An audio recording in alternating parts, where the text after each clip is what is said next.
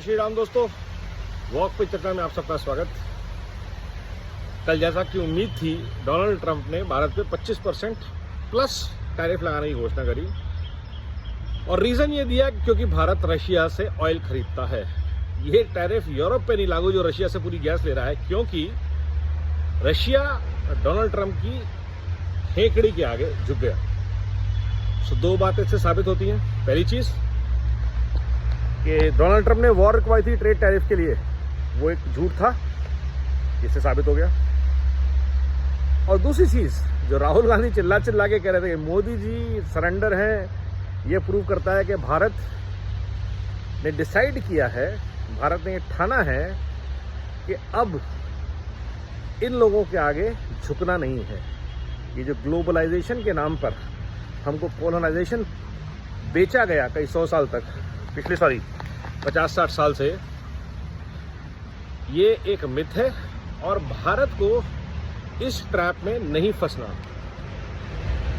ये एक बहुत बड़ी डेवलपमेंट मेरे हिसाब से है इस न्यूज़ की। अब गेम ये है कि भारत इस चैलेंज को टैकल कैसे करेगा। क्या भारत को यूएस की सारी कंपनीज पे रेसिप्रोकल टैरिफ लगाना चाहिए, और शायद ज़्यादा, क्योंकि उनकी वजह से देश की इंडस्ट्रीज़ को खतरा है। जैसे फार्मा इंडस्ट्री से आयुर्वेद को खतरा है, जो कि हमारा नेटिव नॉलेज और वेल्थ है।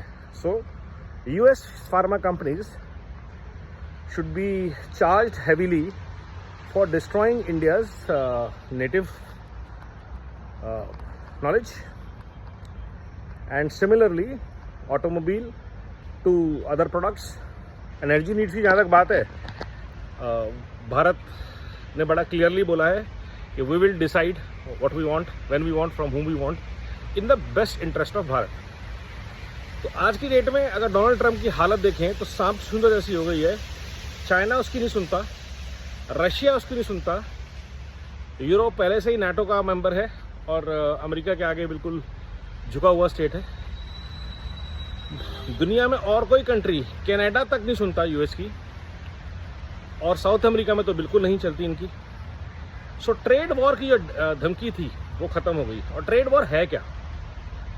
ट्रेड वॉर ये है कि यूएस अपना कुछ बनाता नहीं है, दूसरों के टैक्सेस से दूसरे देशों पे पेनल्टी लगा के अपने किए हुए अनाप शनाप खर्चे, वॉर क्राइम्स जिसको हम बोलते हैं, वॉर एक्सपेंसेस जो होते हैं, उसकी भरपाई हमसे करवाना चाहता है। तो जिसको बोलते हैं ग्लोबल लेवल पे वसूली। क्या भारत को इस वसूली का जवाब देने की जरूरत है? हार्डली, बिकॉज अनलाइक यूरोप और चाइना और other countries which are more than 50 to 60 to 70% at times dependent on exports largely to US, Bharat is not. Bharat की ग्लोबल एक्सपोर्ट चेन जो है वो वेल डाइवर्सिफाइड है। Europe, Africa, other Asian countries, और उसके बावजूद भी हमारा मोर देन 50% जीडीपी जो है वो देश के आंतरिक उससे आता है। जैसे टूरिज्म, हम ग्लोबल टूरिज्म पे बहुत ज़्यादा डिपेंडेंट नहीं हैं, हम लोग सेल्फ सफिशिएंट हैं। इंडस्ट्रियल कार जितनी हम बनाते हैं हमारे लिए काफ़ी हैं। जिसको ग्लोबल एक्सपोर्ट हब इंडिया को बनाना है, सब फैक्ट्रीज में ऑटोमेशन है, कोई बहुत ज़्यादा जॉब नहीं लगती है, उनको सिर्फ ज़मीन सस्ती मिलती है और लेबर सस्ती मिलती है, तो वो यहाँ लगाते हैं। तो कंपनीज का बेनिफिट है। एप्पल ने मूव किया क्योंकि चाइना की थ्रेट थी। एप्पल चाहता तो यूएस भी जा सकता था, नहीं गया। World knows that Bharat is a great place to invest, while Trump knows कि this is time for global वसूली। तो इस वसूली राजा को अब भारत जवाब देगा। और जैसा कि हमने कहा था, ये जो भारत है, आज का भारत जो है, 2025 का भारत जो है, ये ग्लोबल गुंडागर्दी के आगे झुकने वाला भारत तो है नहीं। जब ये गांधी परिवार लोकल सामंतवादियों के आगे, जिहादियों के आगे, लाल सलाम वाले गैंग के आगे नहीं झुका, तो ये भारत निश्चित रूप से ग्लोबल थ्रेट्स के आगे झुकने वाला नहीं है। पाकिस्तान का क्या हाल हुआ ये सबने देखा। भारत इजराइल के साथ खड़ा रहा गाजा के कॉन्फ्लिक्ट में।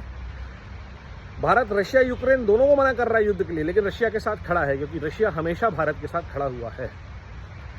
ये भारत की ताकत है, सच्चे दोस्त के साथ खड़ा हुआ है। और जो व्यापारी हैं वो तो अपने फ़ायदे का सौदा देखेंगे और ट्रम्प से बड़ा व्यापारी तो आज की दुनिया में तो है ही नहीं। उसकी अगर माँ भी मर जाएगी तो उस पर भी टैरिफ लगा देगा दर्शन के लिए, उसका वो हाल है। Thankfully she is no more. That is the reality of US president right now. He is just a glorified trader who is looking at his future, trading his options, nothing more than that. He doesn't have any stock value in a country that is totally under debt 100% and more.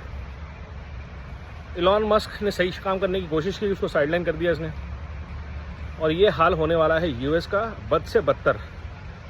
जो कि Europe invest करेगा, लेकिन Europe invest का ये करेगा क्या? बाहर नहीं है अमेरिका में। America has no more buying capacity. That's why they are negotiating for cheaper goods manufactured. They went abroad largely to manufacture cheaper goods in the name of globalization, competitive advantage, which was essentially colonization packaged in the new form. No more, says Bharat. Again, it's time for Atmanirbhar Bharat, vocal for local, to rise and shine and destroy this US trade war unleashed on Bharat. नमो भारत, वंदे मातरम, जय हिंद।